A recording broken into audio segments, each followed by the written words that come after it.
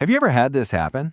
You write a piece of code, something that feels like it should be super simple, but it just crashes and burns. Well, today we're going to pull back the curtain on a really powerful idea, something right at the heart of programming that turns those confusing errors into code that actually works. It's kind of wild, right? You can build a program that has a whole conversation with you, asks your name, tells a joke, but the second you ask it to do some simple math, like subtraction, it just throws a fit. So what's going on here? You're expecting a simple calculation, but instead, bam! The whole thing grinds to a halt with this scary-looking type error. And if you look closely, it's basically saying it can't subtract text from a number. So our super smart computer is suddenly confused by first-grade math. But here's the secret. The computer isn't bad at math. Not at all. The whole problem is just a simple misunderstanding. It has nothing to do with what the computer can calculate and everything to do with how it sees the information we give it. And this right here is the key.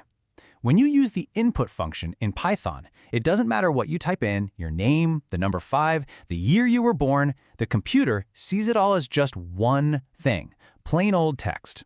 It has no idea that the characters 2002 are supposed to be a number it can do math with. Okay, so how do we fix this? The solution is to stop thinking like a computer for a minute and start thinking a little more like, well, like nature. Let's think about our data the same way we think about the seasons. The whole idea is this. You wouldn't wear a giant parka in the middle of a heat wave, right? Of course not.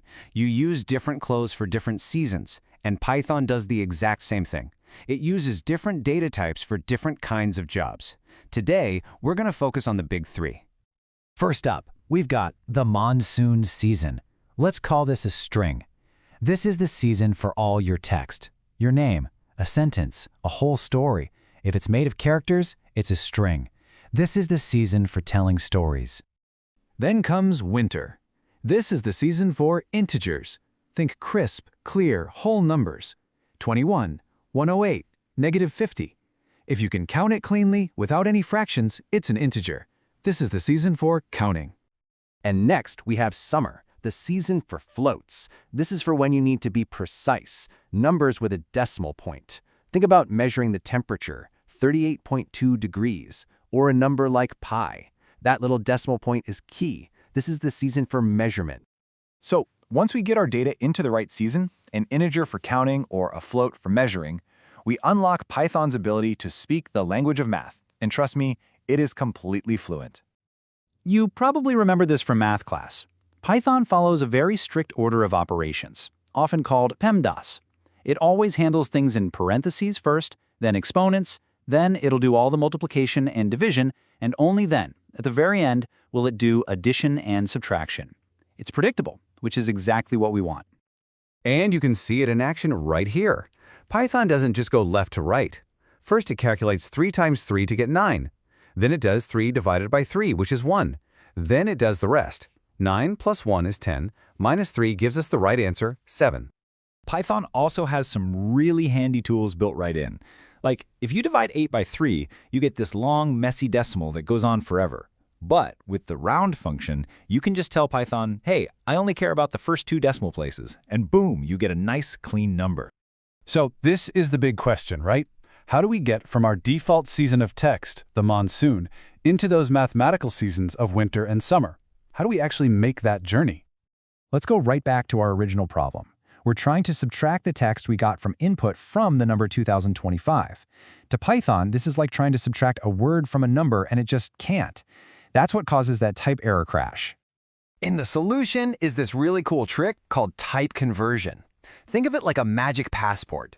By using these simple little functions, int or float, we can tell Python, hey, I know this looks like text, but trust me, I want you to treat it like a whole number. And here's the fix in action.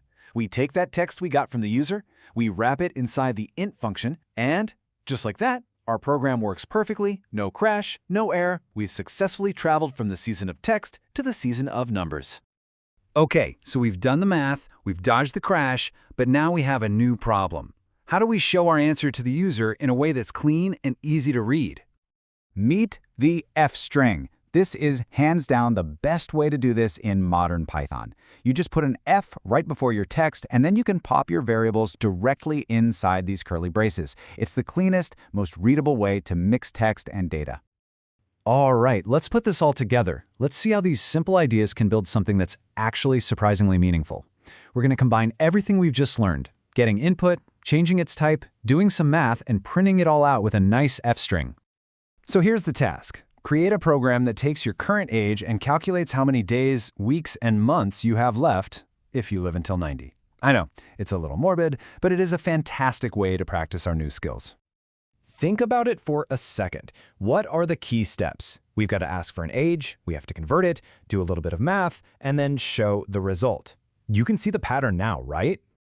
And it really is that simple. Step 1, we use int input to grab the user's age as a number. Step 2, we do some simple calculations. And step 3, we use one clean F-string to present that final personal message. It's just those 3 core ideas, all working together in harmony. And that's really it. You now understand one of the most fundamental ideas in all of programming.